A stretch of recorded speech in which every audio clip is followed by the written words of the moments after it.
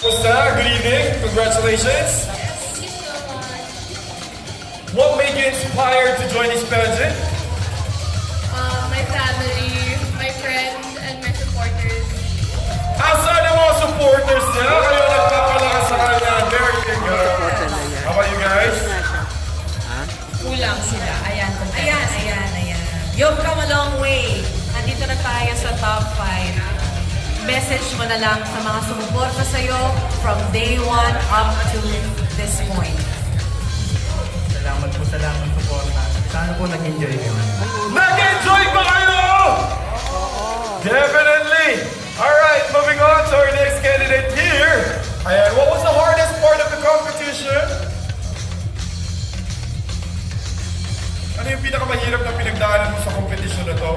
Paano mo na-overcome If it? there's any, parang wala. Wala. Iyak daw siya. Hirap. Yes. Kasi po yung lola ko kahapon. Sino ba naman ako para magtanong?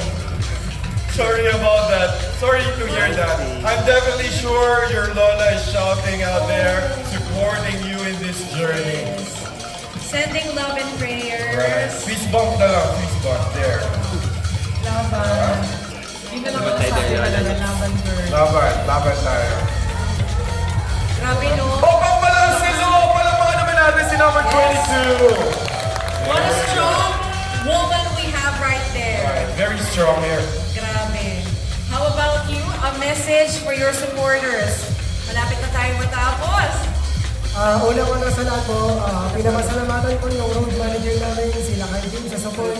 And sa lahat ng tao nagtiwala sa akin, ang hirap kong pinalabas ng 6-pack abs ko na to.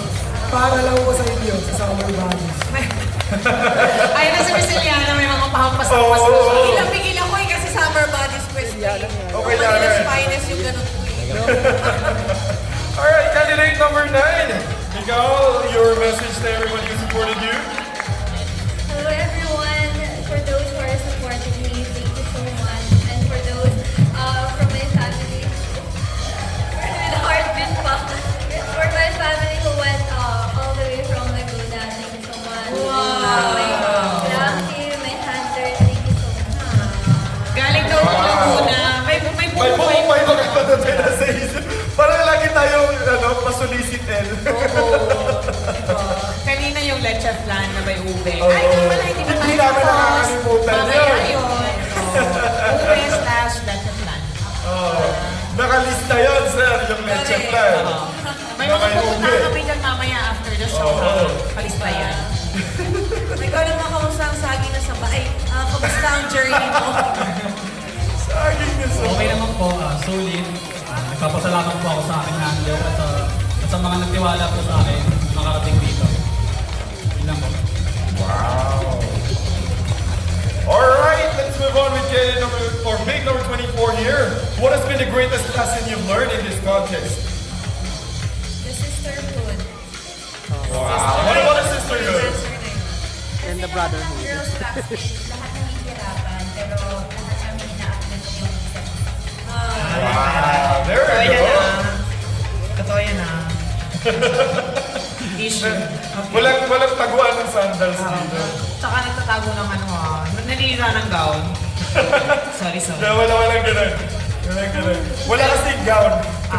Pero nung experience in the past may ganyan silang moment. Nagtago ng heels at saka nagtago ng sash. I experienced the same thing. Actually. Oo. Pinakaunang pageant sinalihan ko, may nagtago ng pantalon ko. Pag formal wear, wala akong masuot. So nag-swimwear ka? Naka-white pants ako ng Naka-white ano. man? Okay. Barong tas naka-white pants. Grabe. Destiny. Mas nanalo tayo dun. Yes. Oh, why not? Wow, congratulations. Okay, I have here with me si Hunk number 2. Hello, Hunk number 2. So ikaw naman, ano ang plano mo after tonight?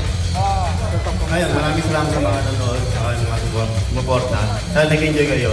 Ang plano ko tonight, manalo, ginawa ko yung the best ko. Lahat naman po may panalo dito eh. Yun po. Wow, I love that. Lahat daw sila panalo dito. Mamaya yung kata. Actually, nagpupuntuan na sila kanina eh. Kung sino yung mananalo daw, magpapatagay, gano'n. Inuman na sila. Papapares. Oo. Sa labas. Ano ko dyan? Gusto ko minumi. Ah, pwede. Nakakauhaw. number one. How about you, big number one? Baka gusto mong pasalamatan ng mga tao sumuporta sa'yo ngayon. First of all, good evening everyone. Hello, my name is Shai. I would like to say thank you. I'm really, really grateful to my glam team. Thank you so much for uplifting me today, for making me very pretty today, tonight rather. Thank you so much for that one. And I'm really thankful to my mom for making me here. My mom, thank you so much there. And to my boyfriend, hello. Thank you Nasaan so si much. Mommy? Right there, standing. Thank you. And of course, I am not really expecting to be the People's Choice Awardee. So thank you so much for all the people who voted for me. Thank you. Wow, so who did you expect? Just kidding. Congratulations. Pwede yan sumali sa Thank you. Now I have here with me si candidate or hunk number 3. Ikaw naman, very curious ako. Parang sa inyo kasi 5, ikaw may pinakamaraming tattoo. At siya yung pinakamalaki. Dibdib. Gusto niya na more specific.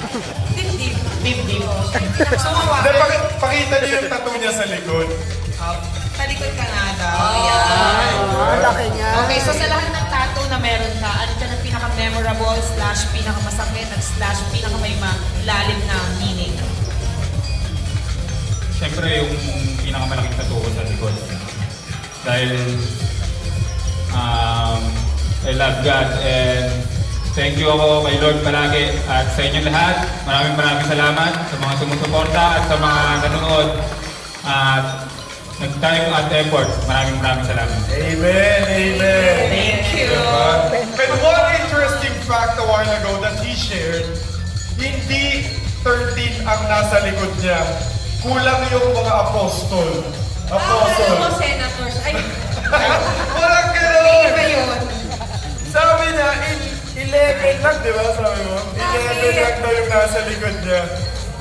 Tinipid ng space. pwede namang i-extend dito sa ilalim ng kilikili. Then nag-walk out na yung dalawa. Oo, yung isa na nagtago, yung isa, yun. Sumali yung summer bodies. Anyway, ladies and gentlemen, I know you guys are very much excited to know who will be our winners for tonight.